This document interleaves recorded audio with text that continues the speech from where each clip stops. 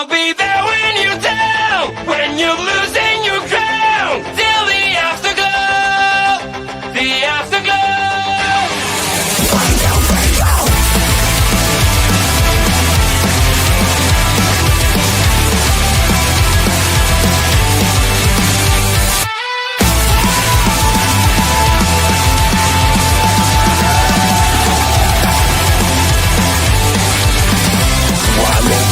Fading away, you look so great when you gotta shine. One more part of you is gone now, as you keep smiling at the crowd. Pressure is your best enemy, spotlight show what I wanna see. Sometimes it feels like you're under attack, you just can't break free. I'll be there when you're down, when you're losing your crown, till the afterglow, the afterglow. I'll be there when you fall, when you're losing it all, in the afterglow, in the afterglow. Whoa!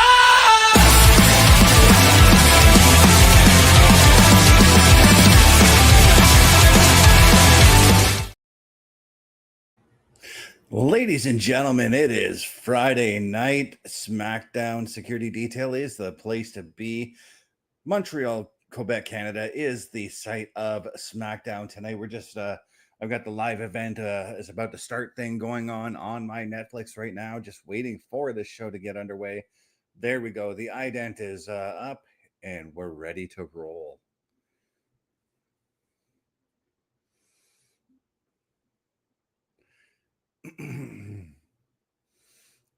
WWE then, now, forever.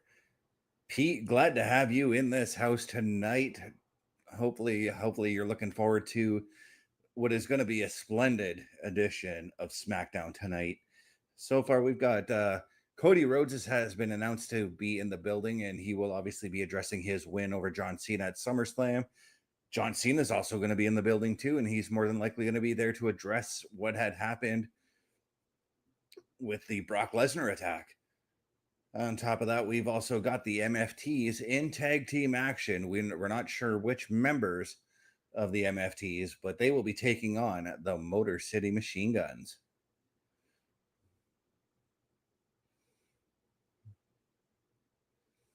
But what a hellacious match it was at SummerSlam this past weekend.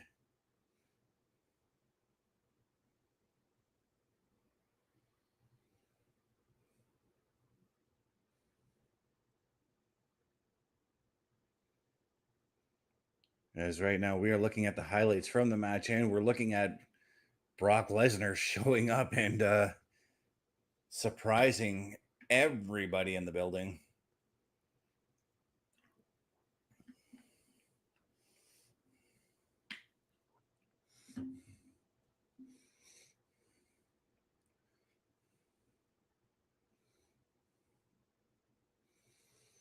Pete, I think you're right on that one. There is something a little bit unreal about Brock being back here. And again, he laid down that statement on John Cena.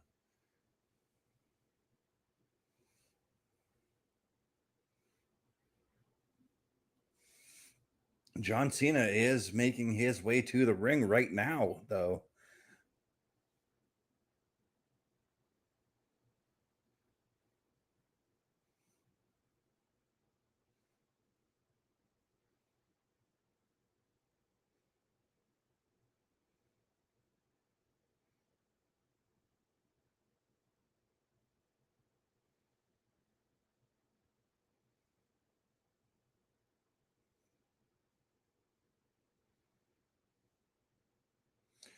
Carissa, glad to have you here. Glad to have you on our show here. We're just checking out some SmackDown as John Cena is making his way into the ring right now.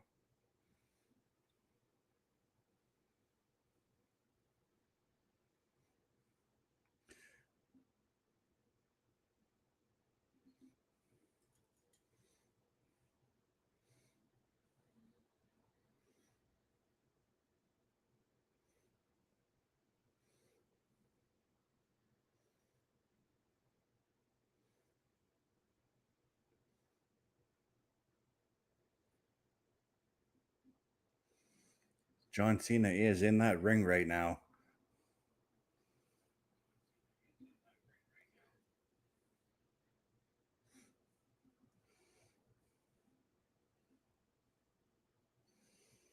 And the Montreal crowd is very, very happy to see him.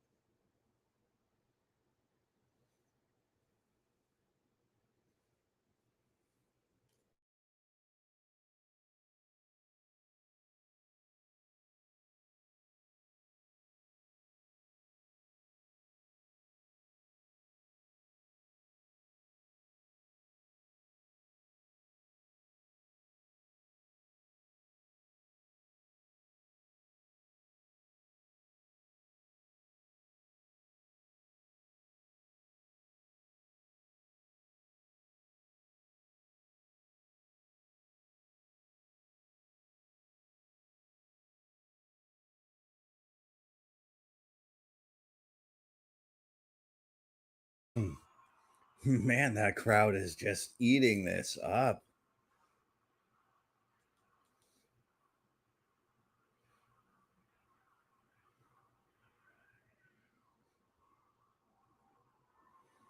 But let's listen to what Mr. John Cena has to say.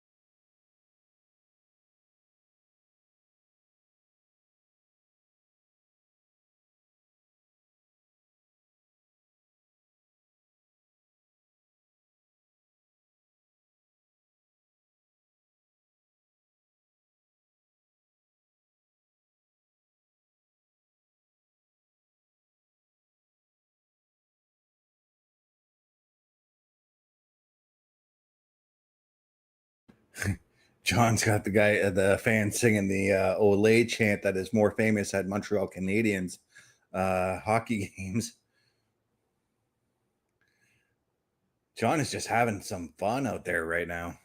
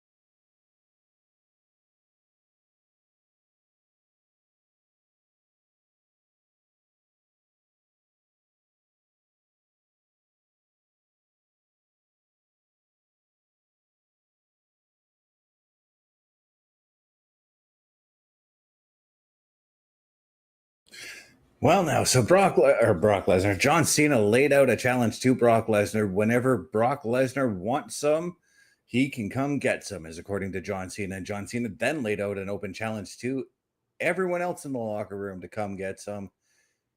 And now his former tag team partner, Logan Paul, is making his way to the ring.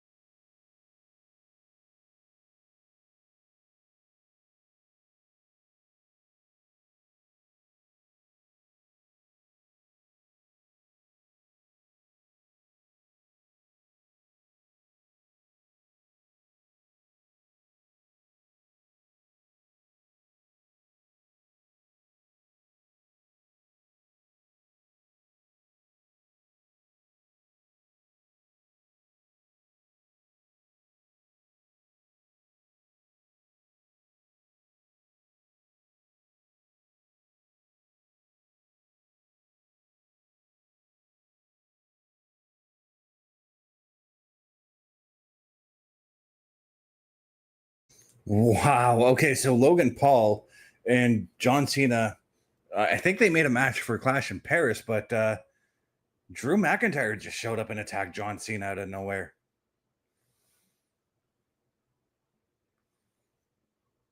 And here comes Cody.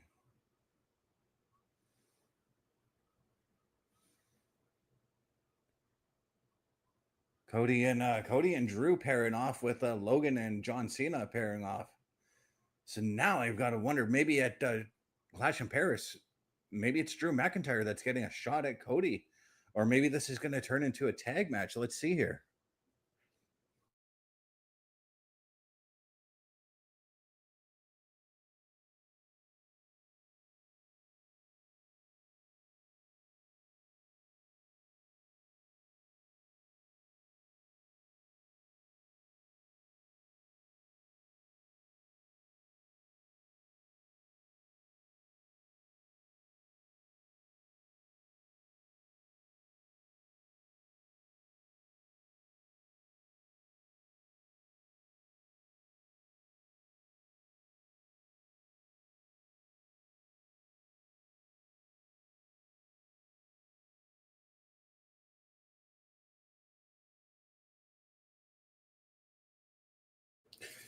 And we're getting John Cena in action tonight, too. John Cena and Cody Rhodes to take on Drew McIntyre and Logan Paul. Wow, what a way to start the show off, and what a money main event we are getting tonight, guys. A match that you would typically find in the main event of a PLE headlining SmackDown tonight.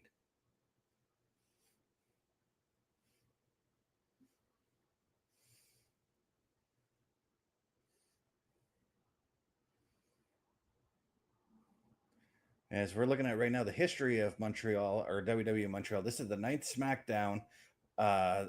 First one since February 2023, hosted 4 PLEs, and of course, the home of my team, the Montreal Canadiens.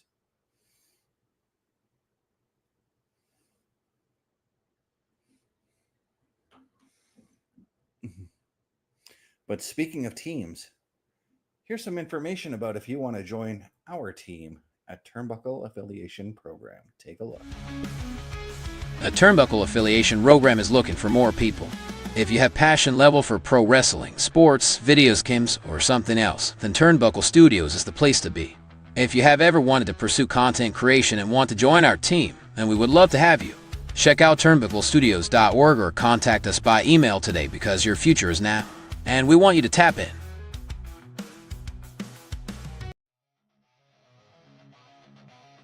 Turnbuckle Studios and the Turnbuckle Affiliation Program bring you the week of streams. Monday nights you get the Locker Room Breakdown at 7 p.m. Eastern, followed by the Raw Patrol at 8 p.m. Eastern. Tuesday brings you the flagship show, Turnbuckle Talk, at 8:05 p.m. Eastern. Wednesday we play games with the PlayStation Showcase at 8 p.m. Eastern. Thursday we go TNA when we brace for Impact at 7:55 p.m. Eastern. Friday we secure all details as we answer the call for the Smackdown Security Detail at 8 p.m. Eastern. The weekend brings you Saturday Night Gaming at 8 p.m. Eastern. On Sundays be sure to catch the Chris Parrish podcast at 12:15 p.m. Eastern, followed by the Boar's Nest at 8 p.m. Eastern. Be part of the shows and join the chat every day.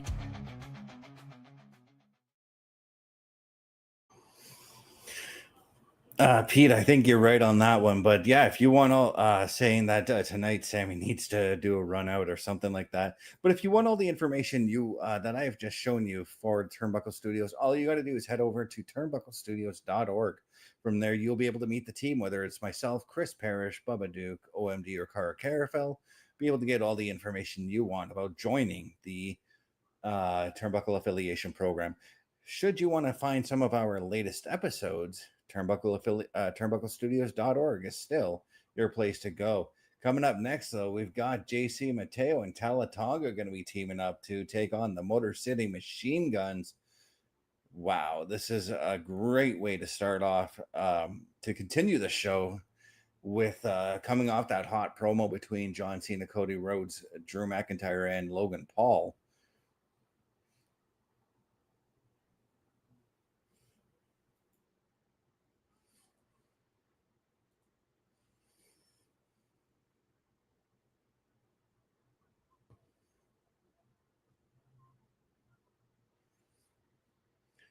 Saturday, November 29th, Survivor Series, War Games, San Diego. I can't wait.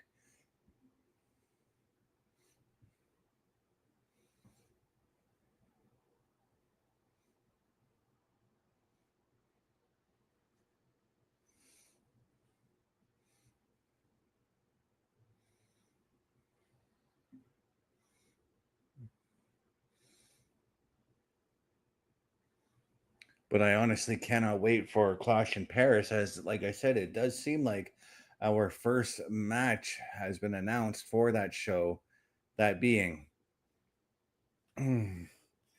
John Cena and Logan Paul. And it seems like the other another match has been announced, because it kind of feels like we're probably going to go with Drew and Cody for the title at Clash in Paris.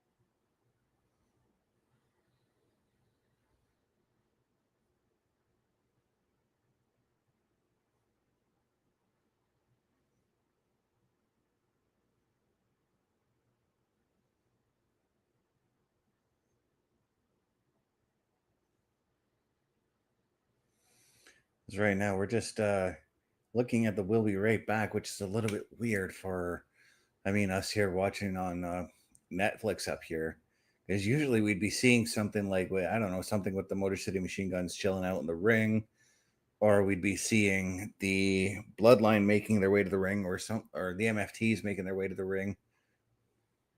Still trying to get used to that name, the MFTs.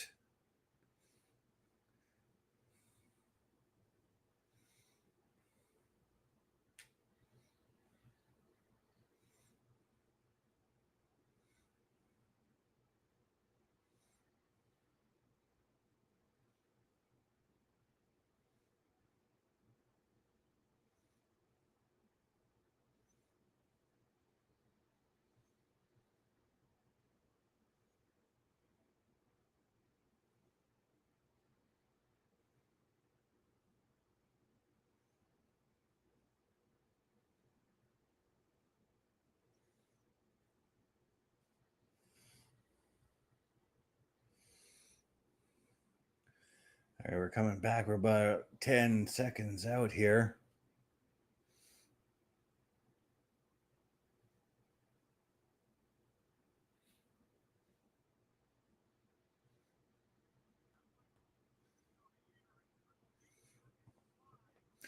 And Triple Mania, August 16th, 9 p.m. Eastern in Mexico City, will be on YouTube.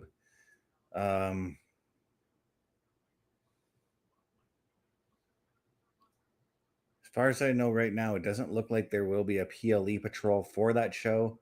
9 p.m. for me is just a bit too late for me to be doing that kind of stuff.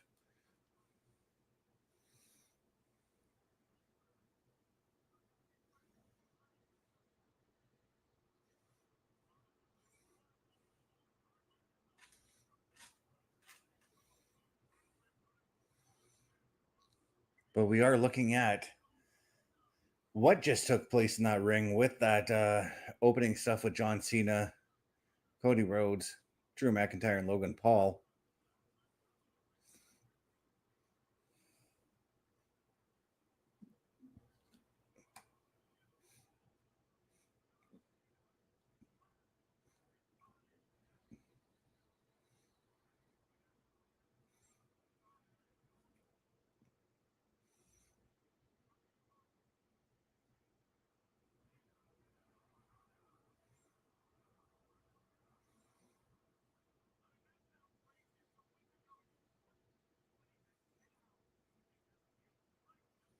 Again, guys, we're getting a match that typically would headline any PLE, maybe with the exception of the Big Four, but any PLE, this could headline. And right now, the Machine Guns are standing in the ring. They are waiting for the MFTs to make their way to the ring.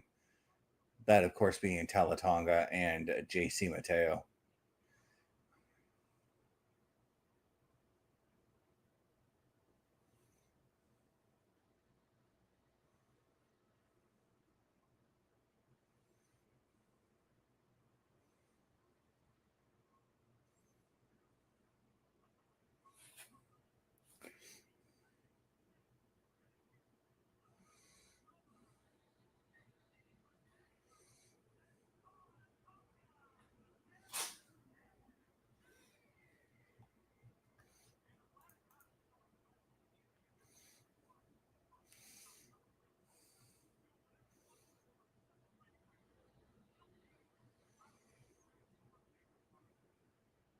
You got to wonder, like with Jacob Fatu having lost that U.S. title match on at SummerSlam. Got to wonder if Jacob Fatu makes his presence felt in this matchup here tonight.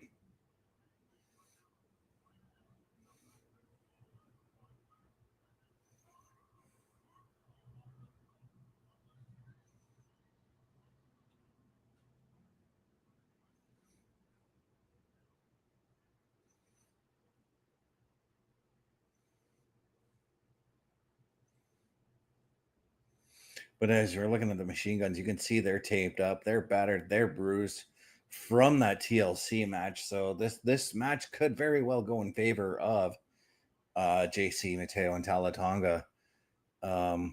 Two very big gentlemen taking on two very small gentlemen.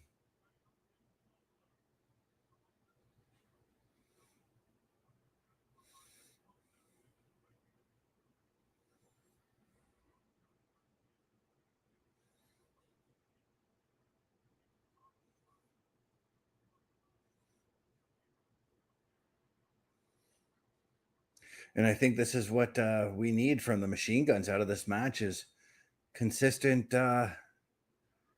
double teaming, taking if you're that small guy taking on the bigger dude, go after the legs, take the legs down. Throw your body if you have to. Just do what you can to make sure you take out these men because they're big boys. But they also have to take a look out for Tamatonga and Solo Sikoa, who's hanging around at ringside. And look at, yeah, see, there's big boy Talatonga there coming in and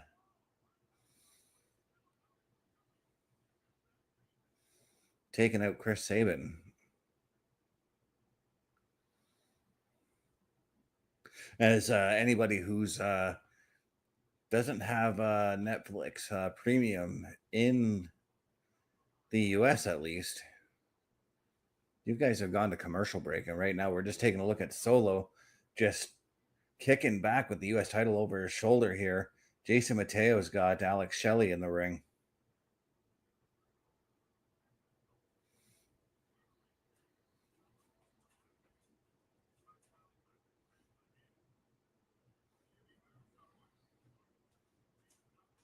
Oh, Sabin was quick to get back up.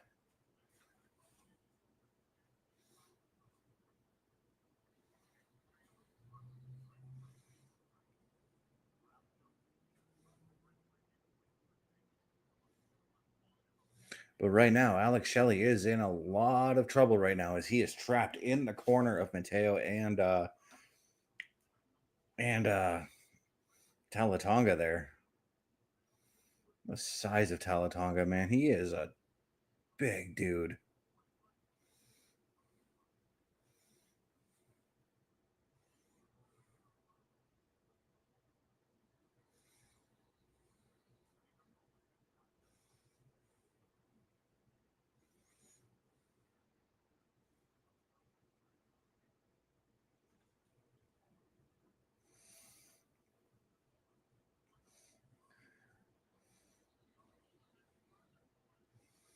Gotta love the effort of Alex Shelley just trying to take down this big man.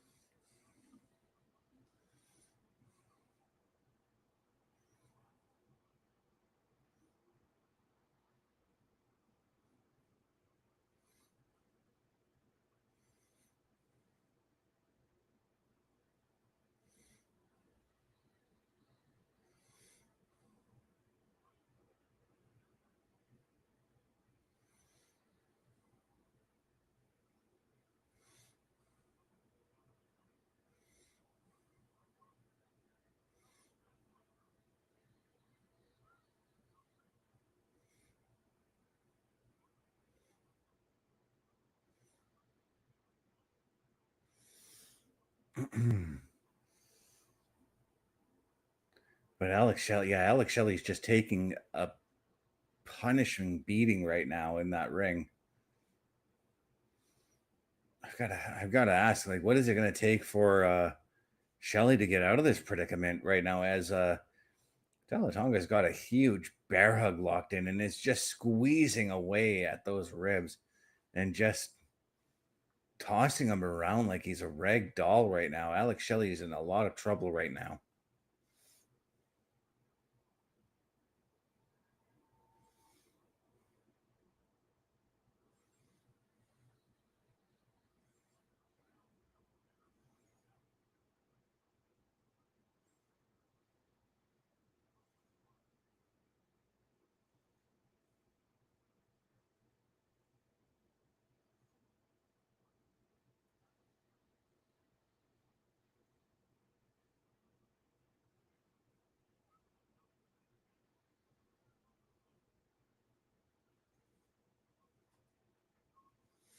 Now JC Mateo in the ring now. Well, there's the tag. There's how he get out of there. And Saban just diving off, trying to keep JC Mateo down, but JC was immediately quick to get to his feet there. And the injuries from the TLC match are taking shape here on Saban as he was trying to clothesline JC Mateo.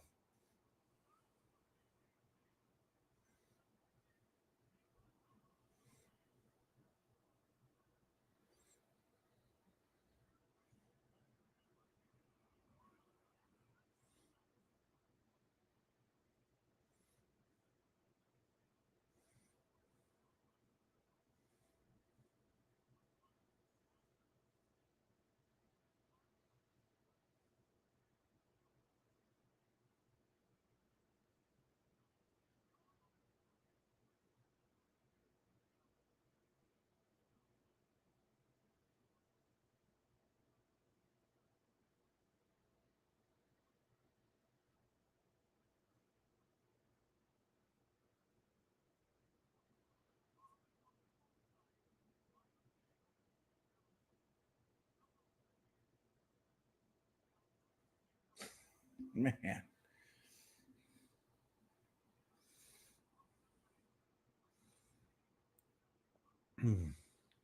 Saban was in a lot of trouble, but Shelley came in to make the save there. Just had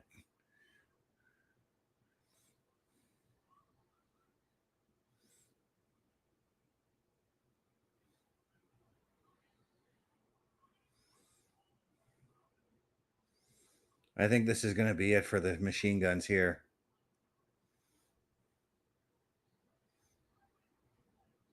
Yeah, that's it. Choke slam. Saban was done. The machine guns were just could not do it. They just could not overcome the strength and the power that both Talatonga and JC Mateo carry.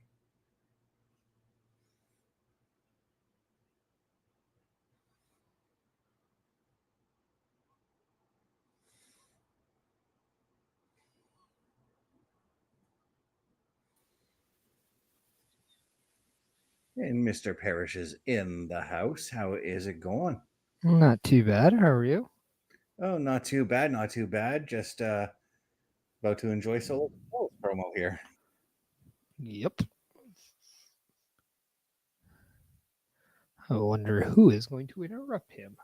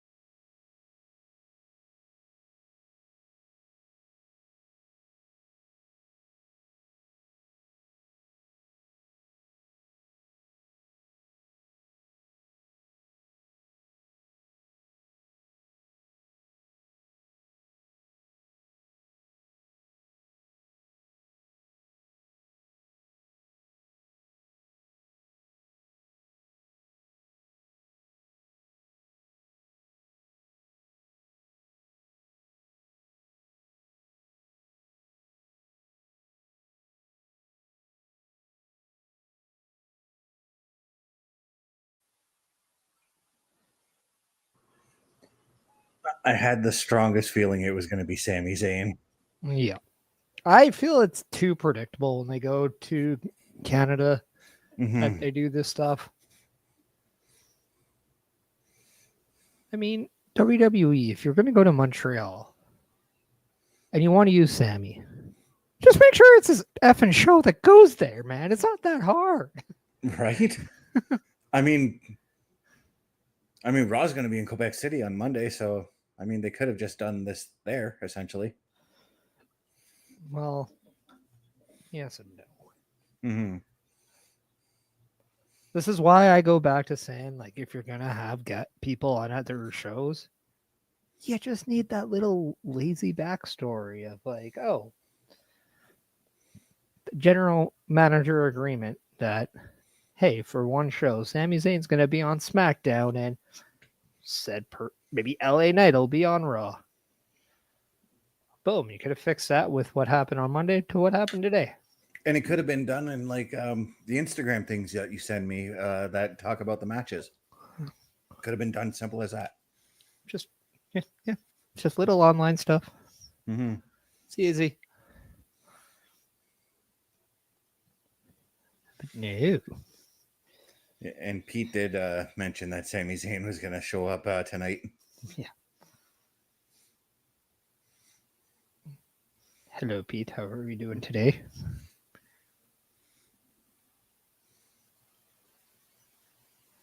But what I didn't expect tonight is the main event that we're getting. Yeah. Tonight. I did not expect that. On a level of 1 to 10, how excited are you about it? I keep saying that it feels like it's a match that should be on a main event that could main event any PLE because it really could. I mean, nowadays, Mm-hmm. you could say that about just about any matches that are on Raw or SmackDown.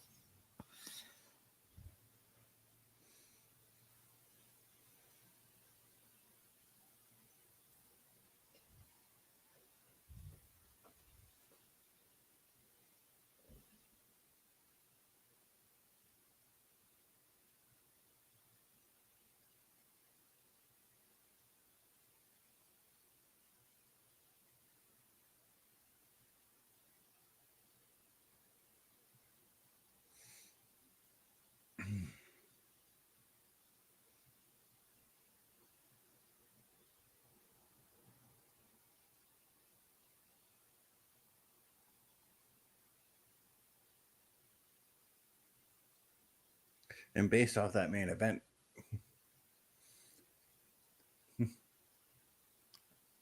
I didn't catch what you were doing.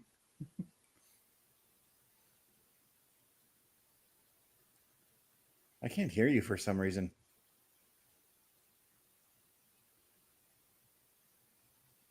Yeah, you went real silent on me.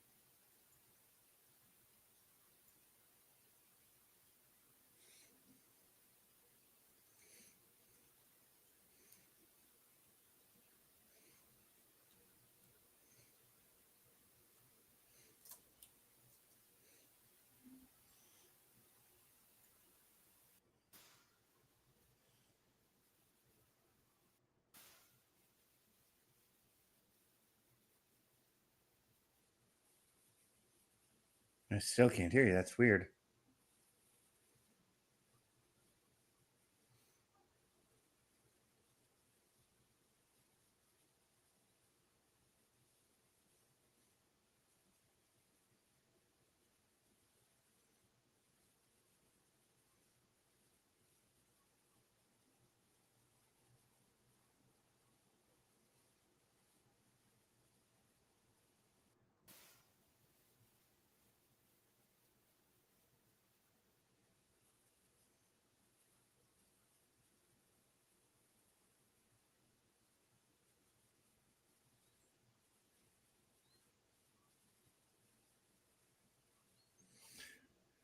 But we are getting ready. Solo Sikoa versus Sami Zayn. I thought that we were going to get a U.S. title match out of this, but I suppose not.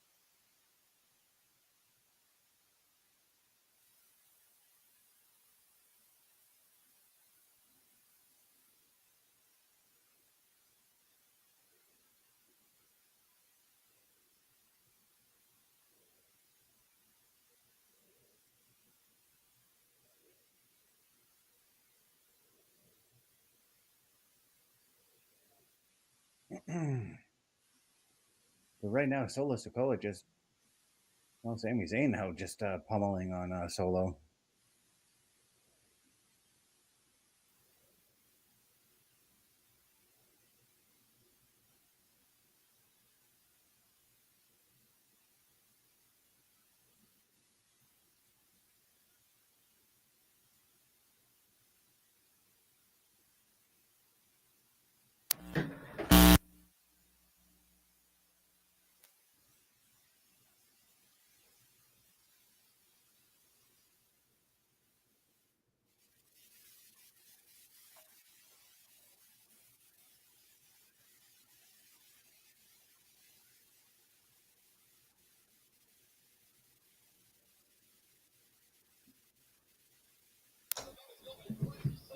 Oh, Can you hear me? you know, Yeah. that was weird. Yeah, it's weird because I even put the audio on my end and I could hear me for a bit. But right now, we've got Sammy and Solo just pummeling each other in the ring right now.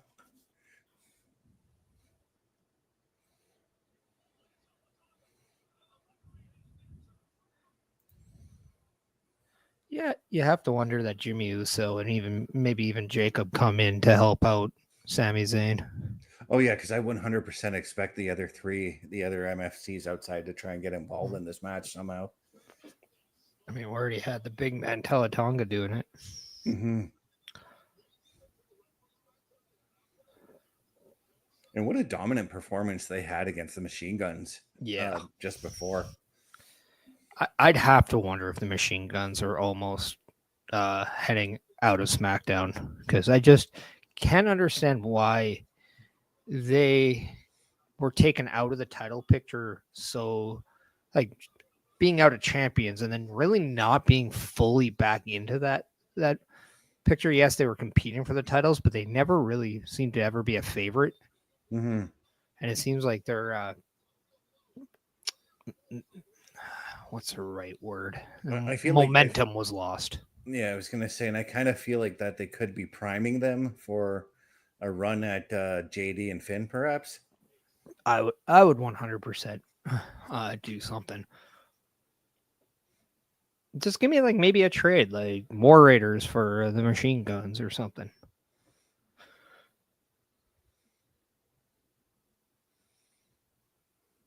And the way Solo's made it sound in that promo, it seemed like JC and Tala will be going after the tag titles next as well. Yeah, and I wonder if because they're going with Tala and JC for the tag titles, I wonder if that tells you that Tamatonga is still ways away from coming back. That's what I'm leaning towards as well. But I also wonder with Sami Zayn in this match, will we see a non-contracted superstar make an appearance? Because the IWC just really believe Karrion Kross and Scarlett are not with the company. Despite Karrion Kross flat out saying everything on the internet is not true. Yeah. No, the only update I have about that is they did get an offer just a couple days ago. Yeah, and like legitimately the day after that, Karrion Kross was on an interview saying everything on the internet is not true. Yeah.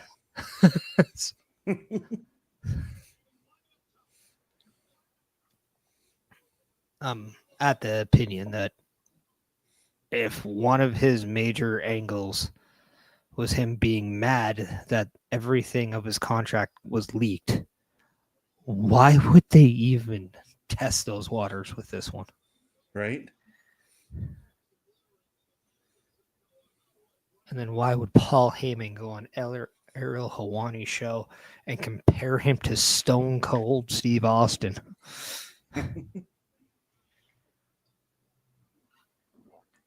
I mean, if they did that whole contract thing where Karrion Kross actually did not get a contract, then we'd have a Brian Pillman kind of situation on our hands, you know? Yeah, but it'd be completely different. But yeah, Pillman actually wanted out of WCW, so well, yeah, not a lot of people want it in there. But as we come back from commercial, I need to ask, does this match really accomplish anything for either one of these guys, or do we just see more of bloodline members from the past get involved? I kind of want to think that this is just a one-off match because of the fact that it's in Montreal. Solo's a big name, so is Sammy. But I do get this feeling that Jimmy and Jacob may want to ask for his help against the MFTs.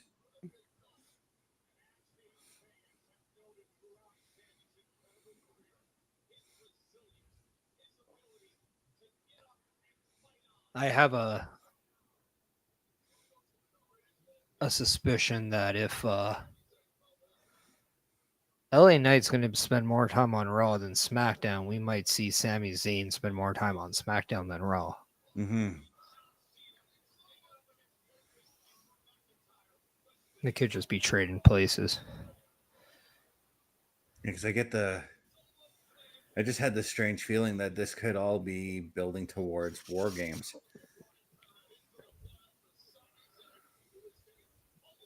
But I don't know if I want it to be the same kind of storyline where Jimmy and Jacob are trying to recruit everyone, and then the last person they try to recruit is Roman Reigns.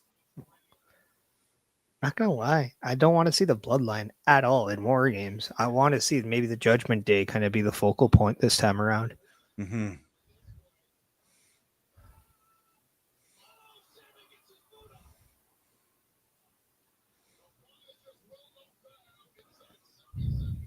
To be honest, with this whole Jacob Fatu and Solo Sikoa thing, if they are doing a Bad Blood, I kind of want it to be finished in Hell in a Cell.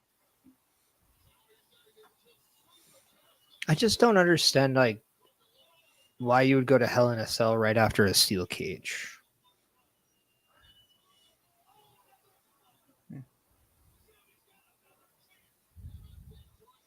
It'd be like I can't really think of where else you would go with them.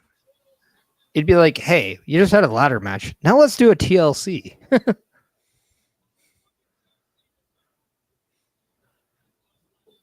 I mean, you can do a last man standing. You can do falls count anywhere. You could.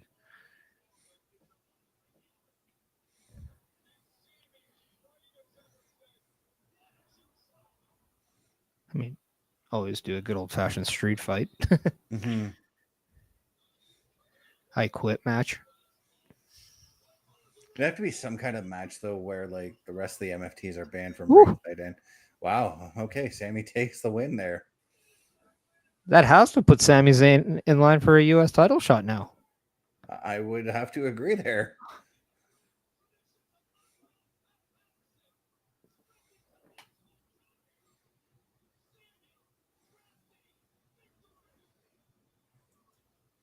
But I mean, if there is only one man who can outsmart all of these guys, it would be Sammy.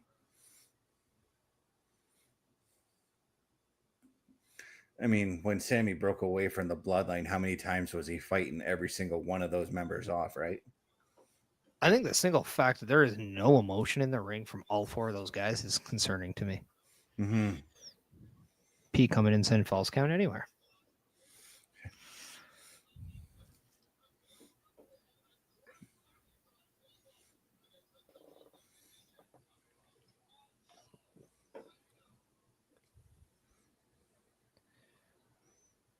So I'm just going to put this out there, but at the last Saturday night's main event, I did call out that we were going to see a John Cena Logan Paul match in the future, and it looks like we're getting one at Clash in Paris. What a waste. What a waste.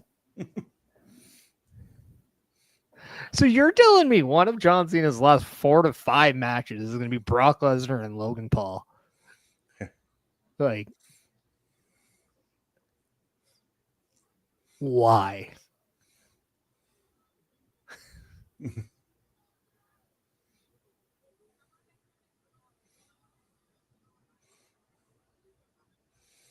Couldn't tell you, but I know that after tonight he does have 11 more dates on his contract, and I know that includes just him showing up for promos and whatnot.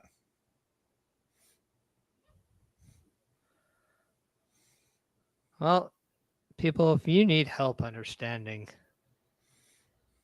why I don't understand why we need Logan Paul and John Cena or Brock Lesnar and John Cena as final matches, maybe, just maybe, you can answer this help.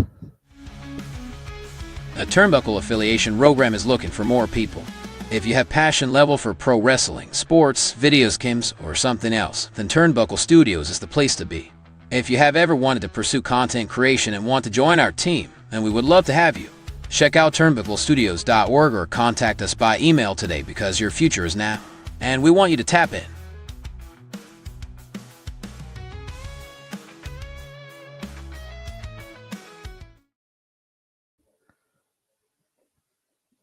And if you want a website version of all this, please go to turnbucklestudios.org and you can get more information about the Turnbuckle Affiliation Program, as well as a direct way to contact us, as well as a chance to meet the team and watch all the episodic shows that you see on the weekly calendar, which we will play down the road.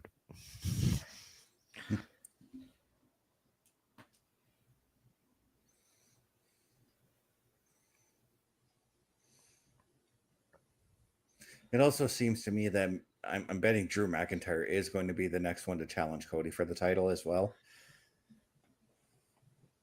I know not a lot of people wanted to see The Rock at SummerSlam.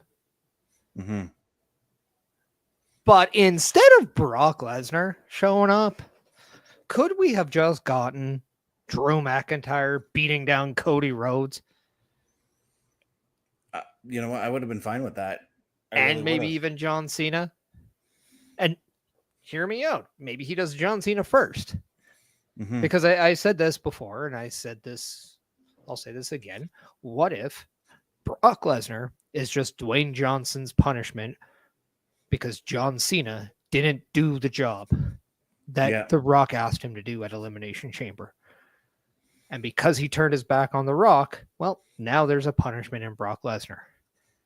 And then the answer to take the soul away from Cody Rhodes, because it's not about Cody selling his soul anymore. The Rock will just want to take it. Points out his chosen one, and that is now Drew McIntyre, who is also the face of Project Rock. It makes sense. I thought so. And I know a lot of people don't want to see The Rock, but you kind of keep it all there. And you don't really have to have The Rock on your screen. You can just have a promo here and there. All I've got to say is just as long as Travis Scott isn't involved, I'm fine with whatever The Rock wants to do on screen. Well, Travis Scott did have a falling out with the company. That was clarified by Paul Heyman's words on the Ariel Helwani interview as well. And the company chose to go a different way. So, yeah. So ESPN inking that a 5-year deal to air their premium live events, WWE's premium live events, for $30 a month. For the US. So, yeah. Suckers. I'll continue paying my $7 up here. Yeah. We don't have to pay a tariff on that. And then also being reported that the WWE and the Disney deal is reported $1.6 billion. Yeah. Well, I guess that's, well, Disney owns ESPN, so. Yeah. But yeah, just giving more clarity because it is officially between Disney and WWE with that. Yeah. But why it's 6 segment now.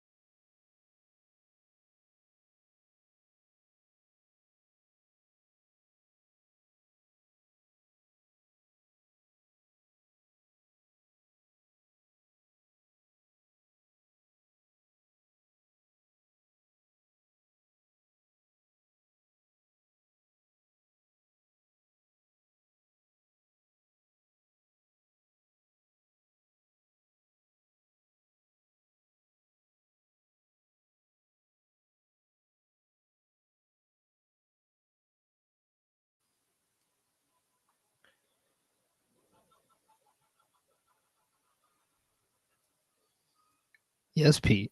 Dexter Loomis speaks normally this time.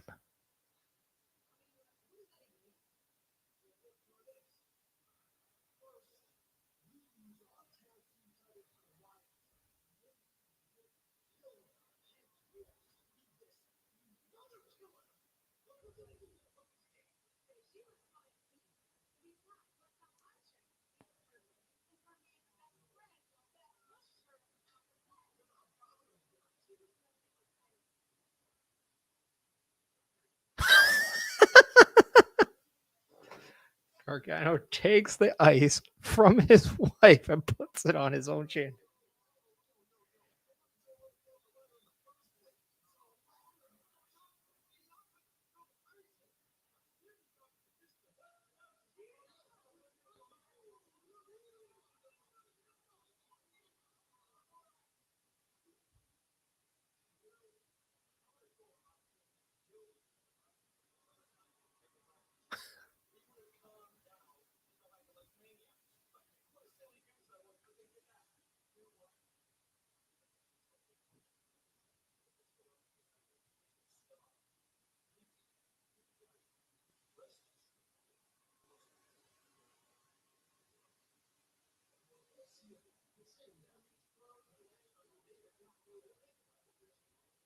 We'll think about it.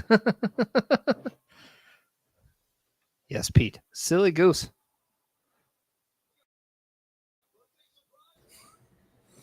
Yeah. So next week, DIY and the Street Profits. They're going to put on a hell of a tag match, just as they always do. I kind of wish it was a 6-person match. And we got Candice and BFAB in there. That's what I was. That's where I thought we were going. I thought we were going to a mixed or at least yeah. put a singles match between them. Yeah.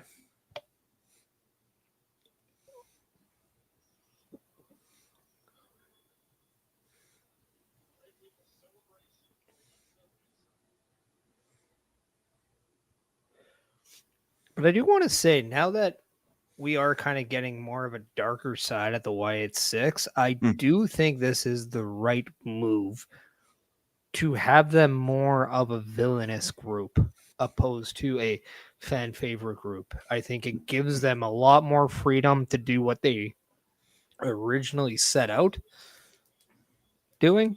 Mm-hmm. And I think this is better for them long term.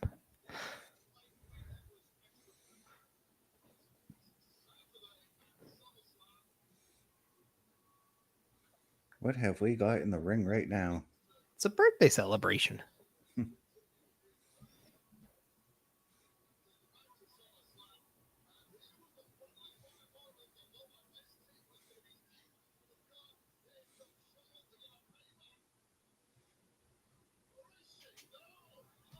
Because tomorrow is actually Alexa Bliss's birthday. Huh.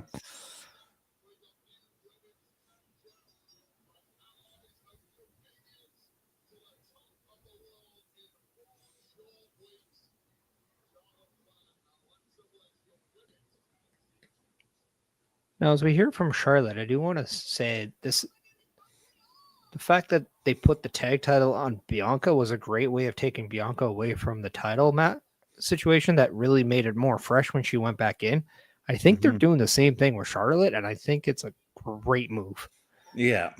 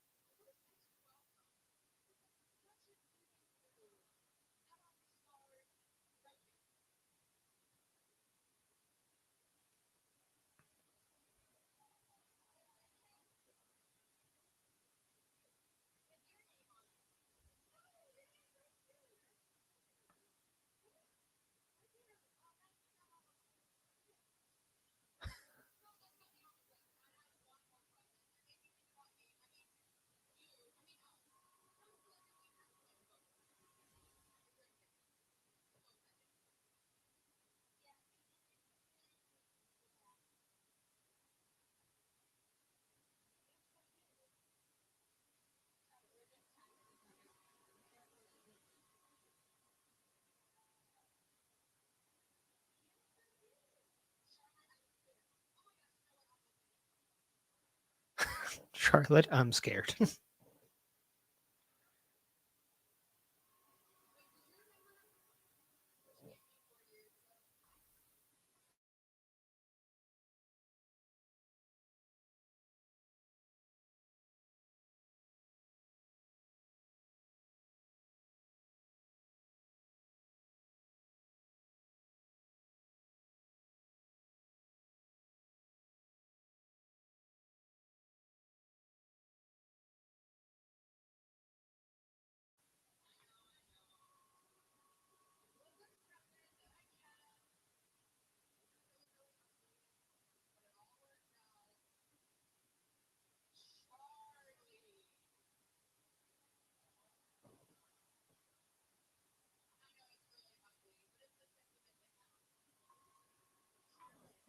Well, this is a thing on our TVs.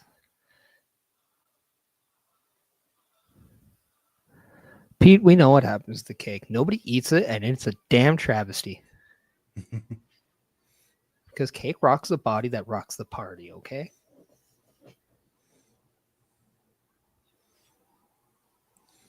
Yeah. The only cake I prefer is cheesecake or lemon or carrot cake. So. Oh.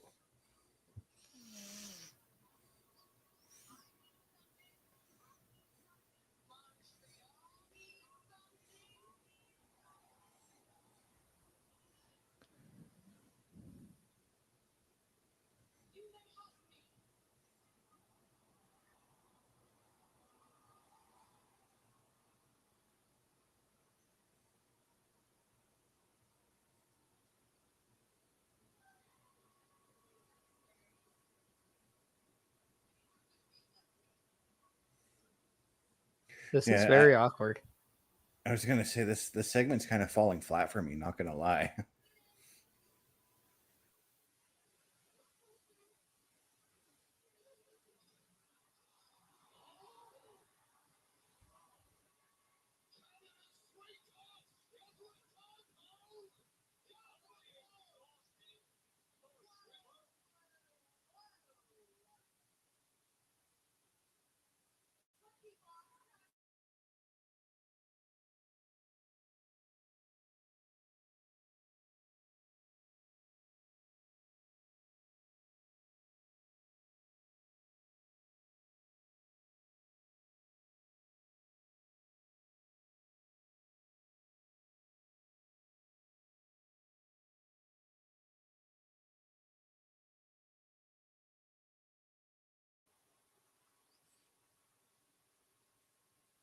Facts.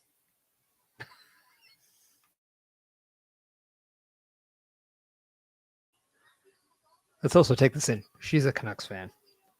Kind of funny. Yeah, and they've never seen a championship.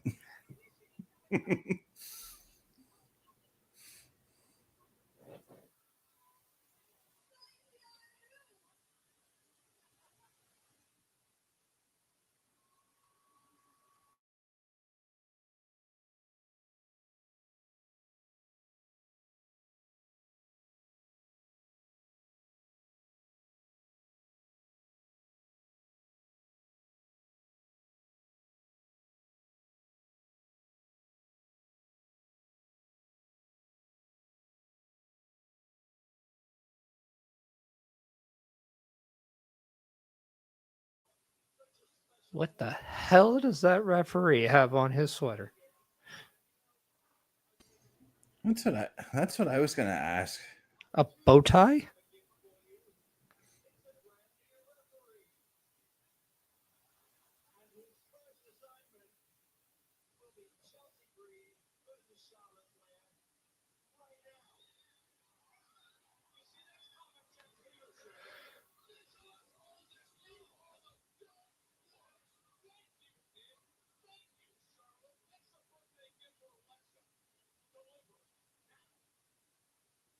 Well, we have an impromptu match. Chelsea Green versus Charlotte Flair.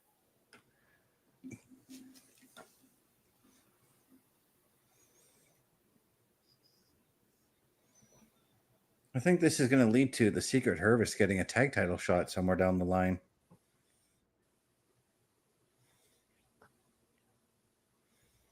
Or we have somebody helping them, and then we have a 6-person thing. But Mhm. yeah, I mean, I can see that as well. But it just seems always weird that there's like odd numbers. Right?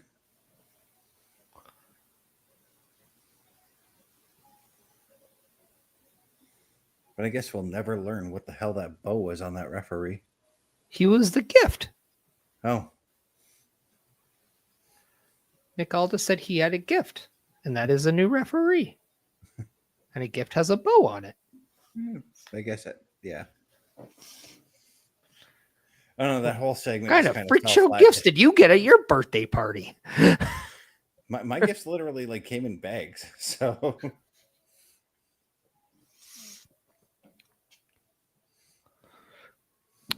Pete, you'd be happy to know that that cake did not see, or has yet to see, any trauma or damage to it. but it probably will in this match if the cake is still out there. Best, we're trying to put positivity in the world. See, Pete, he's the one. He's the one who wants to put damage to the cake. Well, the cake is a lie, so No, the cake was there.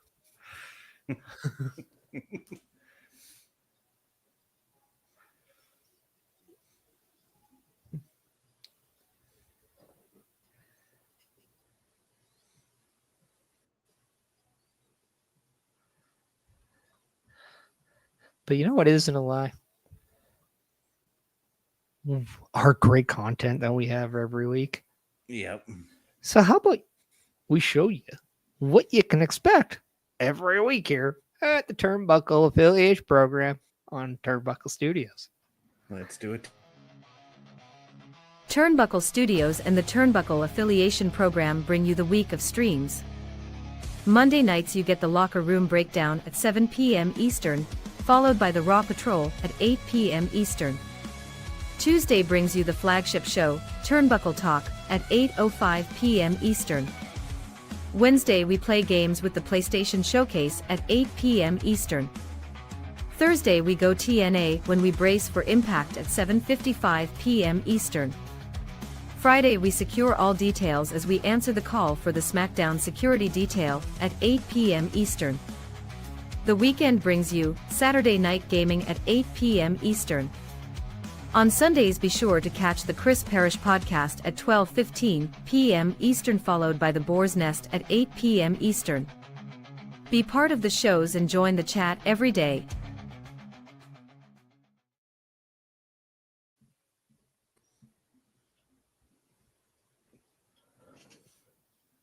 And that's what you can expect every week with the Turnbuckle Affiliation Program and Turnbuckle Studios. Take in mind that there are some events that you have not seen on there, like the PLE Patrol. That's because it's not a weekly thing. Mm-hmm. But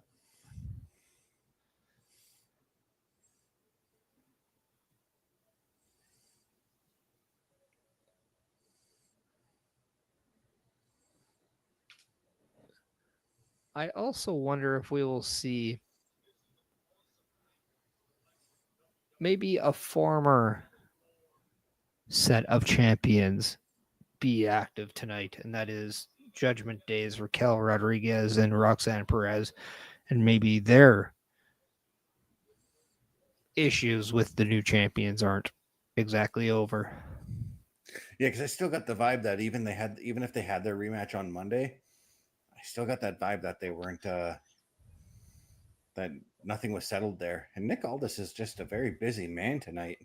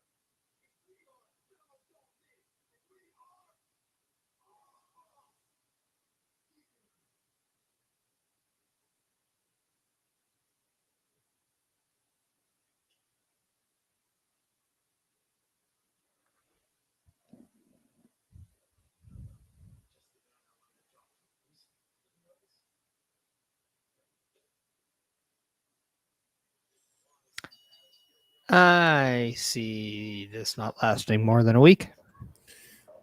Yeah, I'm agreeing with you there. I see somebody turning on someone. More than likely, Mello turning on Miz.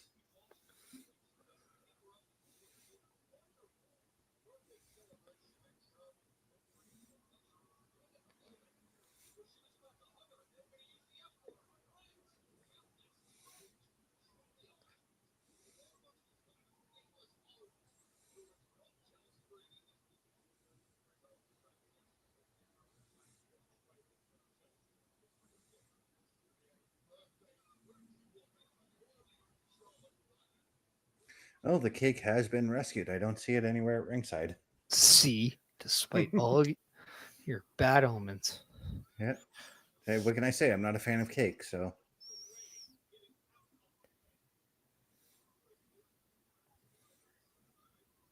The poor innocent cake.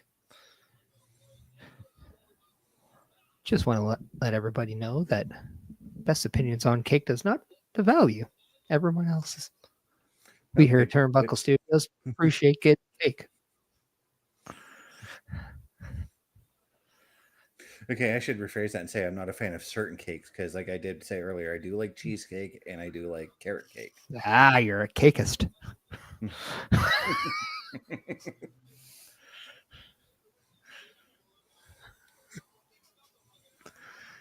Now, let's get away from the cakeisms and let's get back to the match that is Charlotte Flair against Chelsea Green.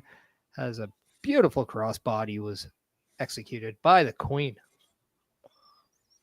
Yeah, I've got to say, in the last, like, I know I've probably said this before in previous matches, but it feels like over the last couple of months, Charlotte has been having just a lot of fun just being this character that she is now. Well, that is something that I've been very happy that we've seen, is that we're getting a little bit more of a guard being let down from Charlotte Flair.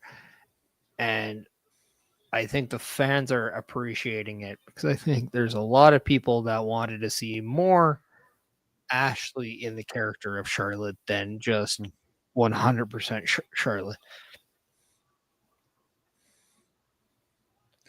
Yeah, because and I mean this in like the nicest of ways, but every time we saw Charlotte, I still got glimpses of Rick in watching Charlotte, and I don't need that.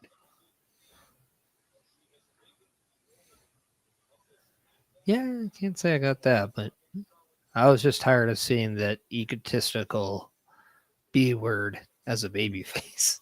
Just didn't fly. Yeah, and to be fair, I wasn't a fan of her coming in, getting title shots, and then taking a couple months off, and then coming back, getting another title shot, like right off the bat. I mean, that has been an MO in this company for decades. Mm-hmm.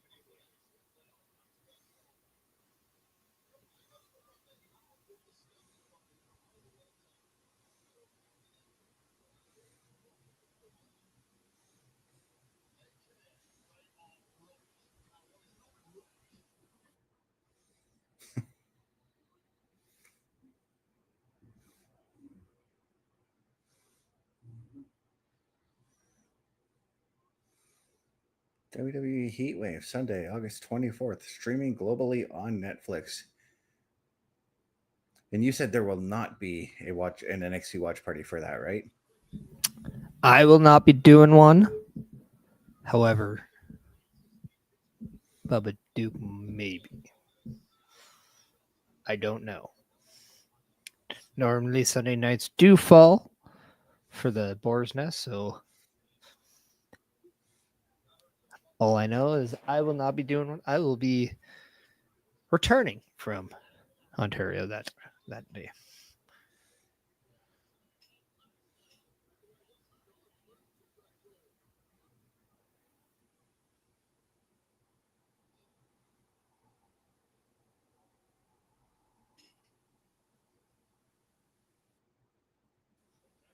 Oh, there's the cake. This does not look good for the kick. I don't trust Wade Barrett.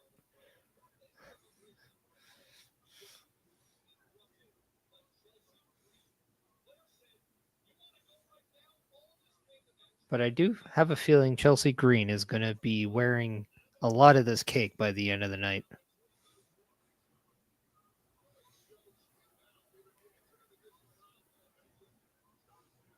I mean, that typically happens whenever there is a food angle. The heel usually ends up being the one wearing the dessert or whatever it is. But why can't we just have a good old-fashioned celebration where we just end off with, pieces of cake being handed out to people and enjoyment? Just allow the cake to reach its full potential.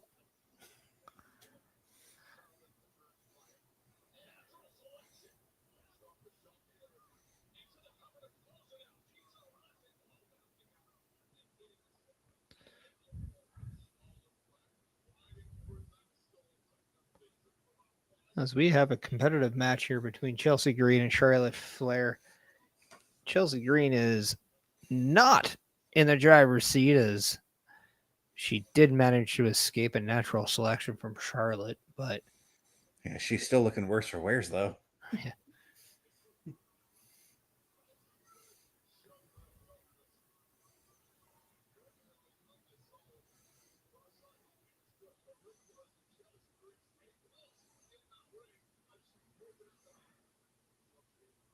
But with both women going up top, it's a superplex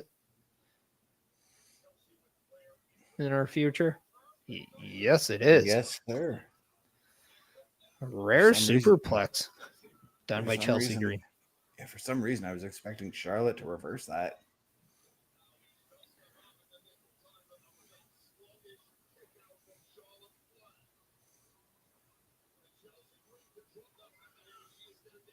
Chelsea, this isn't the moment to get frustrated.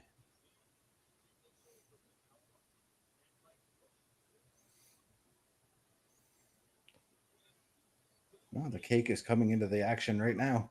Just leave the cake alone.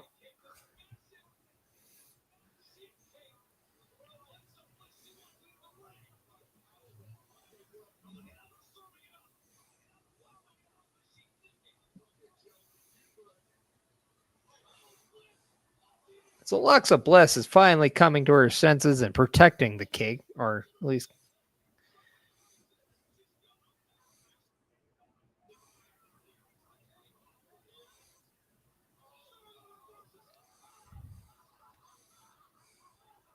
nope. Yeah. Called that one.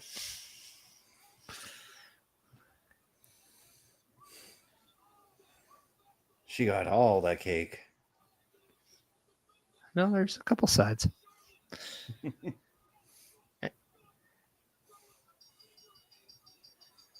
It would have been better if she was tapping at the cake. I'm not going to lie. Yeah.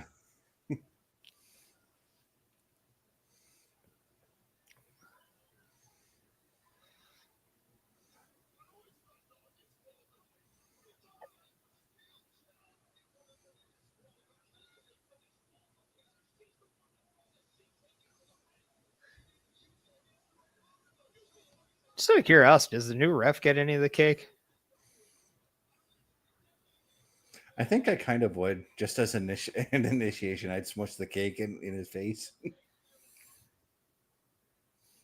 But Alexa Bliss and Charlotte definitely getting a piece of cake in celebration of Charlotte's win. So at least the cake does get some enjoyment.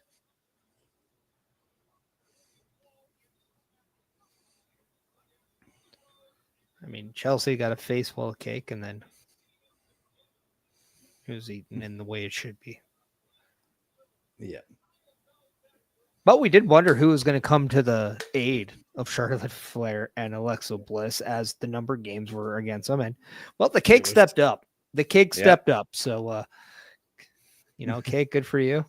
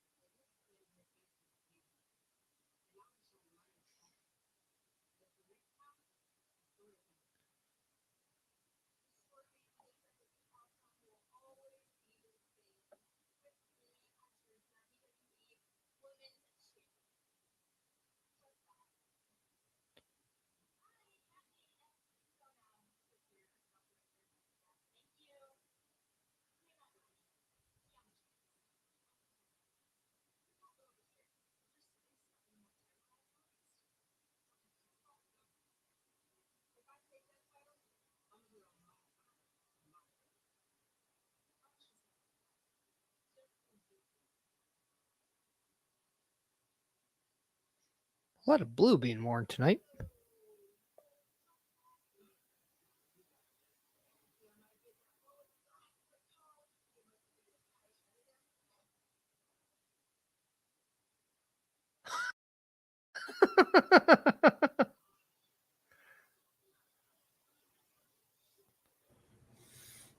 As Meechin takes the card that Kiana James gave to Jade Cargill because, well, her tag team partner was taken away by the Street Profits, so Meechin looks to be kind of maybe tackling her on her own right now. She looks like she wants a shot at the U.S. title. Potentially. She also did say she might give Kiana James a call looking for that title shot too. So I wonder if this could be a group forming, or because I can see Meechin being maybe on that bridge of maybe we go a different direction. Mm-hmm.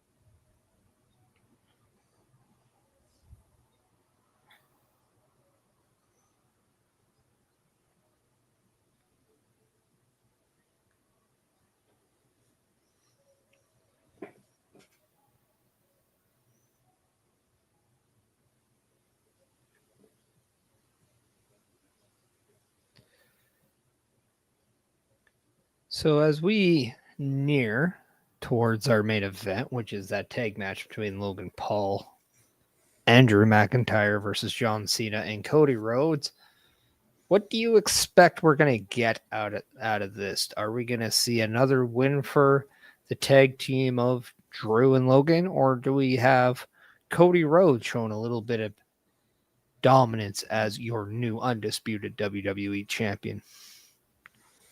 Yeah, that's something I'm trying to go back and forth on there because I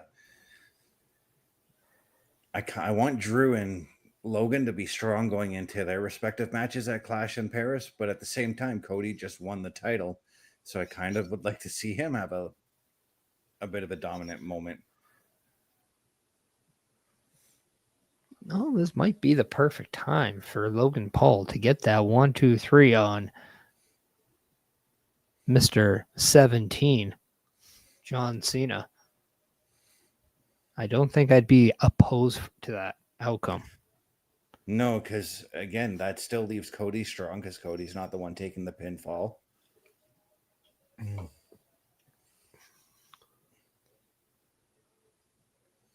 Yeah, I like where you're going with that one. I think I'm going to agree with you on that one.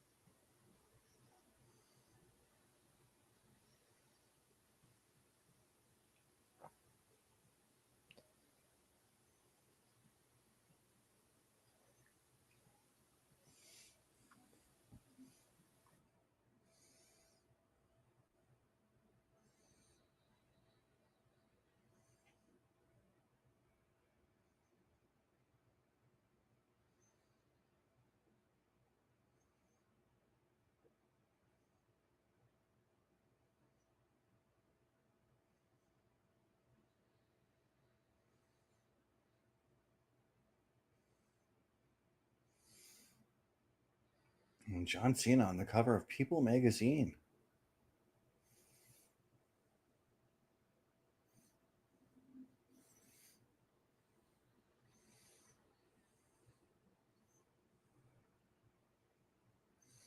I actually saw the cover of that magazine when I was at the grocery store today.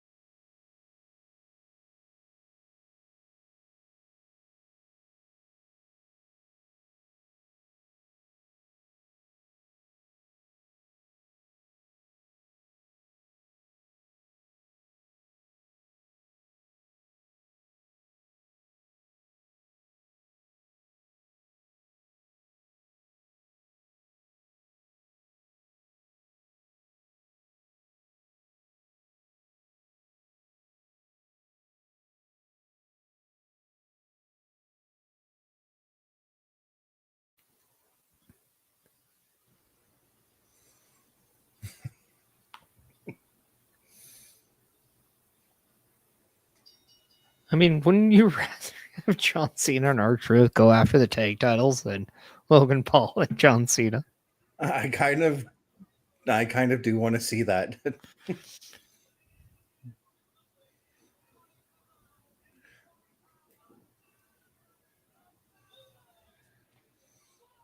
Logan Paul wrestling on SmackDown for the first time in a while. It's been a long while since he's wrestled on just the regular programming.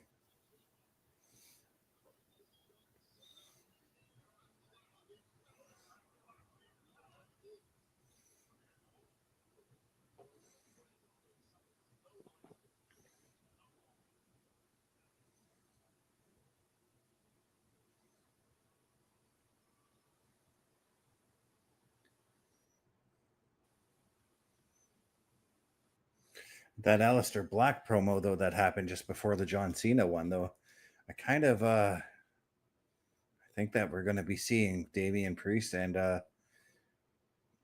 Aleister Black possibly at Clash in Paris, perhaps. Yeah, I think so. There's not a Saturday night's main event coming anytime soon, is there? No.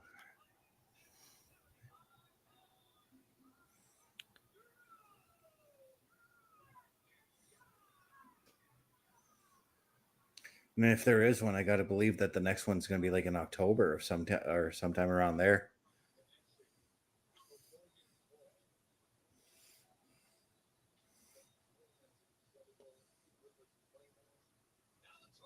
And I believe Drew McIntyre is coming down with the same attire that he used all the way back at WrestleMania. Yeah, it definitely looks like it.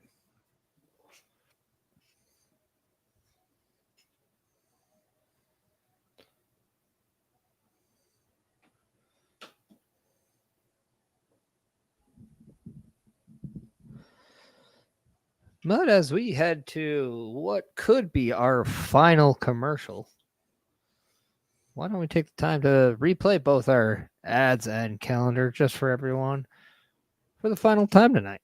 Let's do it. All right, let's start off with the help wanted. A Turnbuckle affiliation program is looking for more people. If you have passion level for pro wrestling, sports, videos, games, or something else, then Turnbuckle Studios is the place to be. If you have ever wanted to pursue content creation and want to join our team, then we would love to have you. Check out turnbucklestudios.org or contact us by email today because your future is now, and we want you to tap in.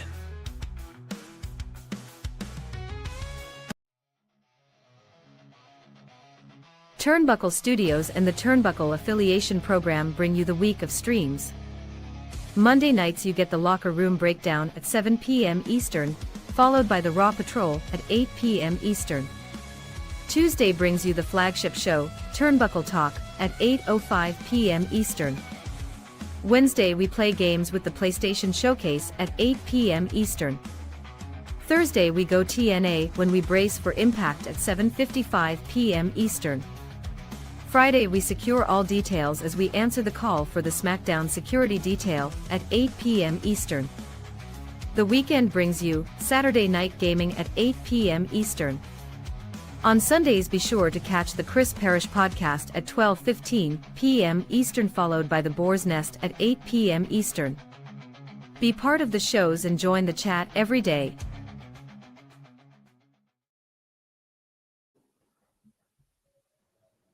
And one last plug. This is all because of turnbucklestudios.org. Yes, the official homepage of Turnbuckle Studios and the Turnbuckle Affiliation Program. So if you want more questions, turnbucklestudios.org has the answers. So why wait another day? If you're interested about content creation and podcasting and joining our team, go to turnbucklestudios.org right now.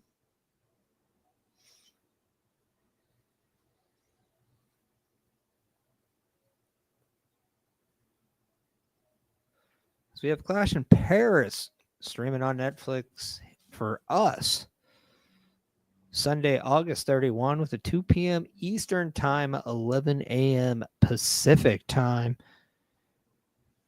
But I have a feeling we are going to be going as per normal. You are correct on that one, because that is a Sunday. That is a pay weekend for me, so I'm pretty busy in the afternoon on pay weekends. So yeah, we will be running at our normal time.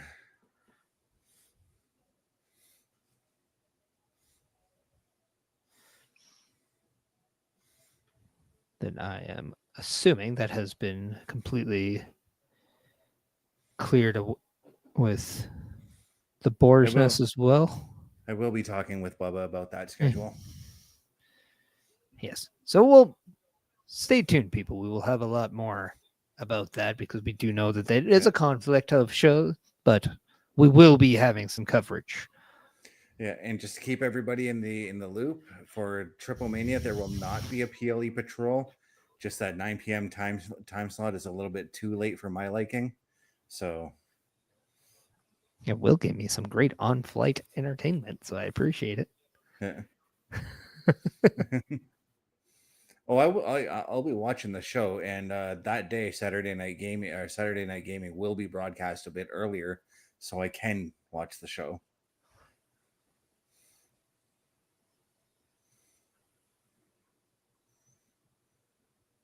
The Maverick and the Scottish Warrior await their opponents here tonight. Standing directly in the middle of the ring, waiting for them.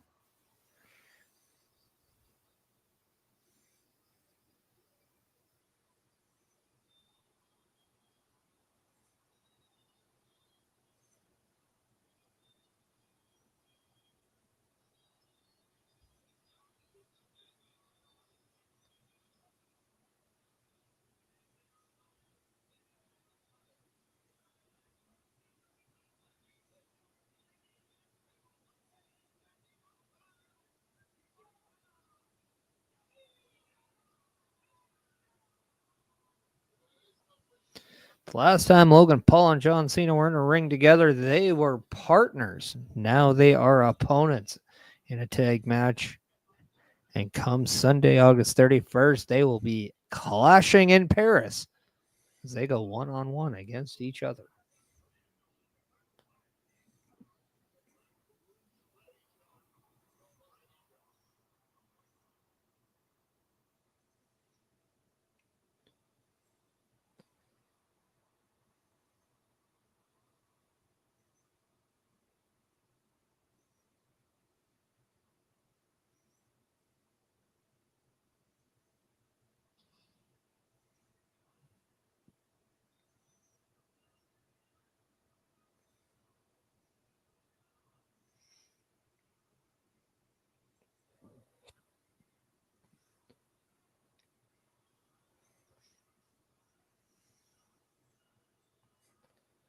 It kind of looks weird to me seeing Cody with the belt on it around his waist, because I was getting so used to John Cena having the title.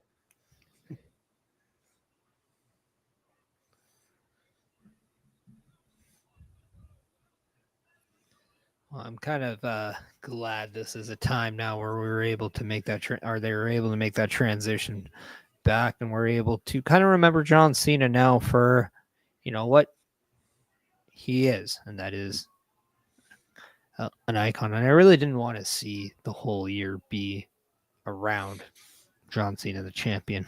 Mm-hmm.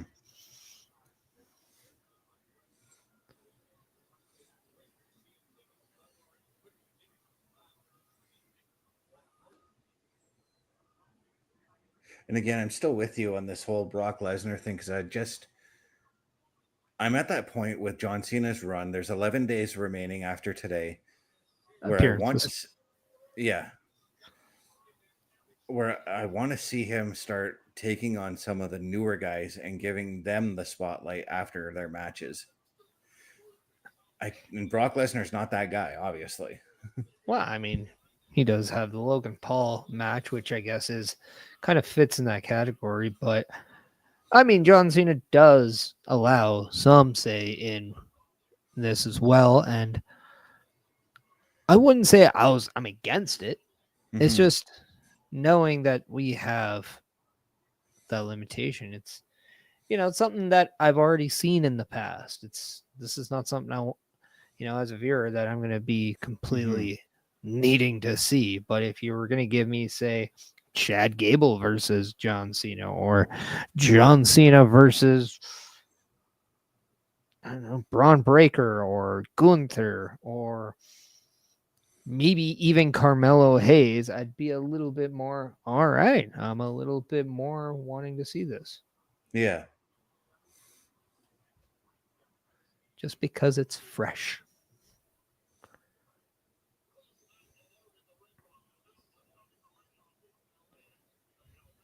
Hell, even during his heel run, I wanted him and LA Knight to do something together.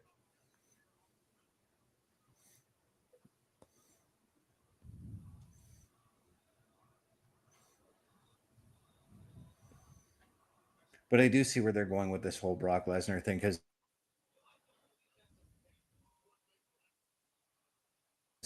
it's more. We saw that with Orton already this year.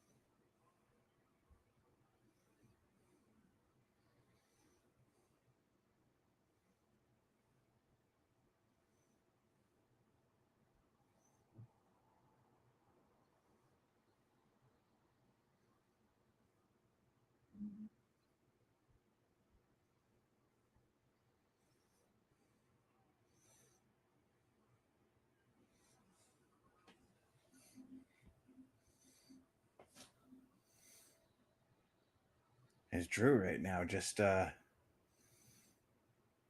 tossing Cody to the outside to Logan Paul, who's sitting out there right now.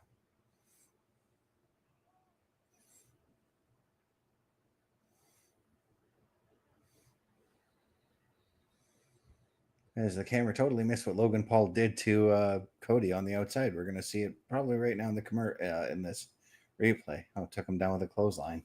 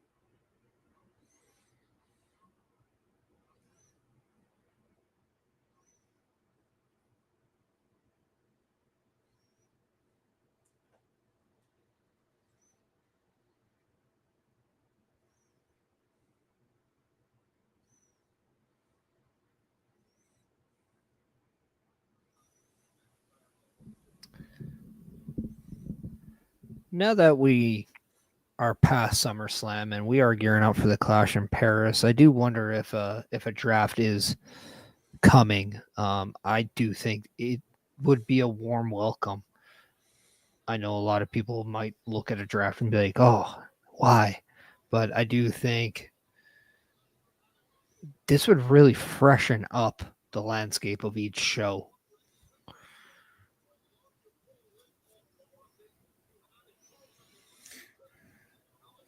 Yeah, I'm with you on that one. And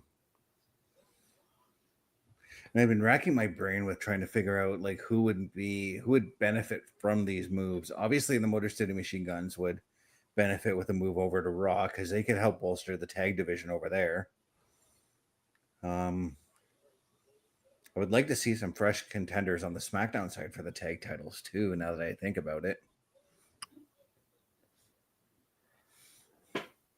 I mean, that's just it. Like, and you don't even necessarily have to move the Machine Guns over to Raw. You can keep them on SmackDown, but you can move maybe other people over just to allow new teams. Like, I wouldn't be against the Judgment Day coming to SmackDown. I don't think I would be against that at all. But I think any division where you're getting repetition stands to benefit. Yeah. I can look at the women's division and be like, okay, is this a time where maybe with Bianca still out, we bring a Rhea Ripley over to SmackDown? Maybe we bring a Stephanie Vaquer over to SmackDown if she's not victorious at Clash in Paris. And that allows you to kind of bolter that division a little bit. And then maybe a Jade Cargill, Nia Jax, that they can go to Raw. Or we could even see Charlotte Flair and Alexa Bliss go over to Raw.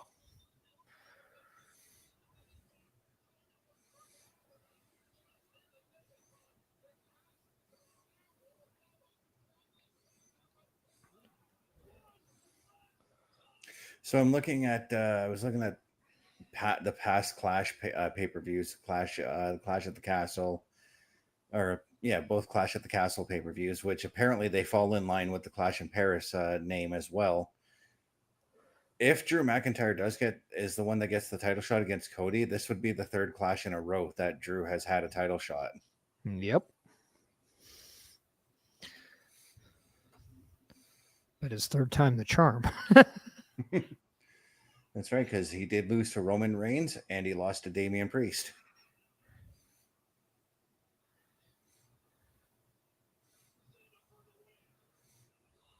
Whew.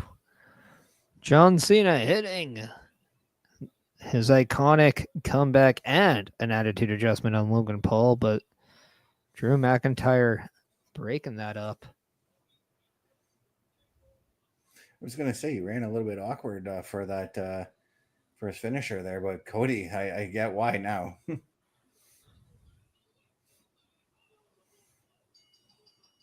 Well,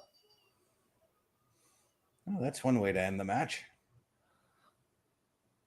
Logan Paul going after a different C Nation as he low blows John Cena right in the things that right now John Cena can't see. But that hasn't stopped Drew McIntyre and Cody Rhodes from beating each other up on the outside as the other two have gone to the backstage. Cody Rhodes not exactly enjoying the way the announce table set up as he's looking to make a makeover. Hey.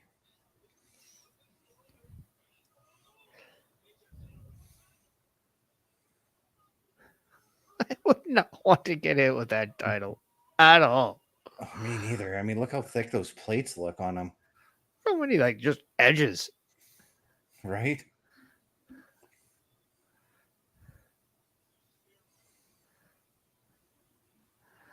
But Drew McIntyre clocking Cody Rhodes in the face with that championship.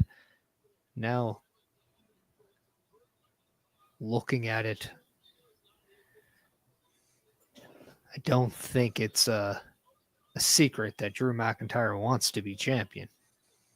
Yeah, I don't think it's a secret now that Drew's going to be getting that shot at Clash in Paris. Because let's face it, after what Drew is doing to Cody right now, I was just going to say, after what Drew's been doing to Cody right now, I'm pretty sure Cody would like to get his revenge and would be willing to put the title on the line. No. Now more than ever, after Cody Rhodes' face went through the bottom of the announce table.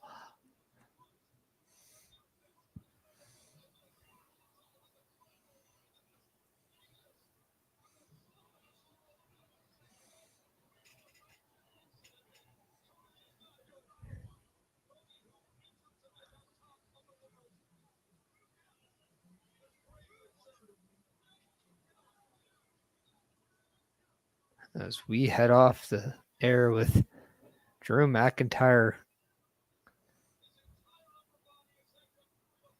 saying things to Cody Rhodes that I don't know if Cody can actually hear. He might be completely knocked out right now.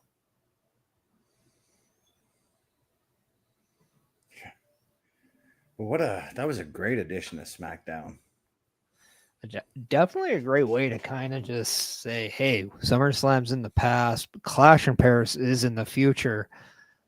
The wheel's always spinning here in WWE, so let's see where we go. I definitely enjoy it. Yeah. But let's as we know, the show has ended. Bess, what did you like most about this show, and what do you have coming up, and where can the people find you? So my takeaway from tonight's show was that opening promo, and it actually was not John Cena, Cody Rhodes, Logan Paul, and Drew McIntyre who were all involved in that opening promo, but it was the crowd giving John Cena his just desserts. I knew to expect that because it's the Montreal crowd. They're typically a hot crowd, but wow, did they ever give his respect. John Cena was well deserved that respect. But tomorrow night, guys, you can look for me at 8 p.m. Eastern as we do another edition of Saturday Night Gaming. I will be going on that mission that I was going to go on last time, but couldn't do it because my game crashed on me. But if you want to find me at my Linktree, lanktr.ee/Chris_best83. Awesome stuff. And I have to say, I liked the fact that in every way we're getting a what's next. Mm-hmm. We've got a little bit of a foreshadow for the Women's United States Championship. Is Julia versus Jade Cargill kind of the next thing there, even though Jade Cargill has shown that she wants another crack at Tiffany Stratton's championship. We've also seen Meechin. We've also seen Kiana James kind of throw that out. I like the fact that we're getting a little bit of unknown, but stuff to look forward to over those two women championships. Mm-hmm. Now for the United States Championship, it's still unknown kind of where that goes because we did see Sami Zayn pick up a win against Solo Sikoa. So could Sami Zayn be getting a championship opportunity? But then again, where does that leave Jacob Fatu and Big Jim?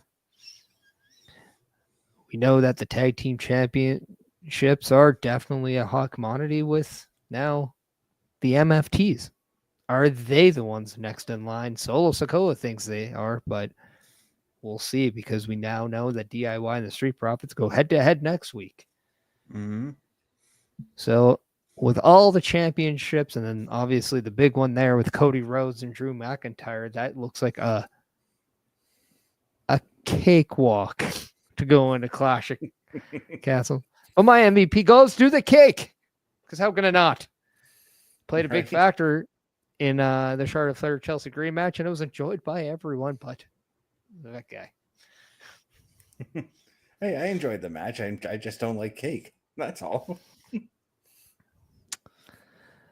Well, you can find me next this Sunday at 12:15 p.m. Eastern Time on my platforms of view. That's right. You can follow me on my Linktree at Chris Parrish, and you can check out the Chris Parrish podcast where I will now make a couple of announcements because they are sealed and delivered. I've been talking about going away for a little bit, and I will be next week. So you still get me next week.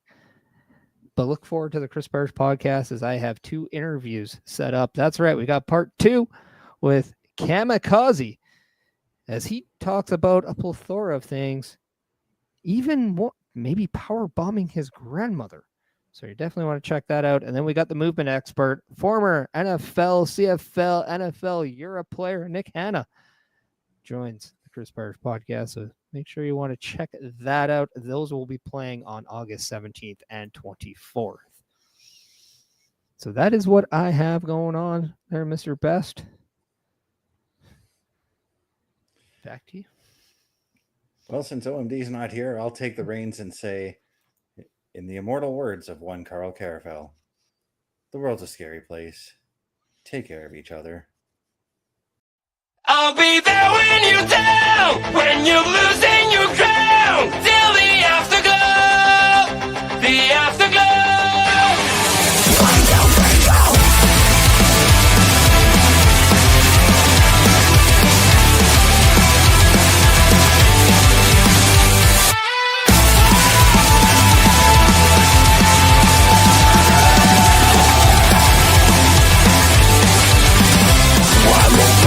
Fading away, you look so great when you gotta shine. One more thought of you is gone now, as you keep smiling at the crowd. Pressure is your best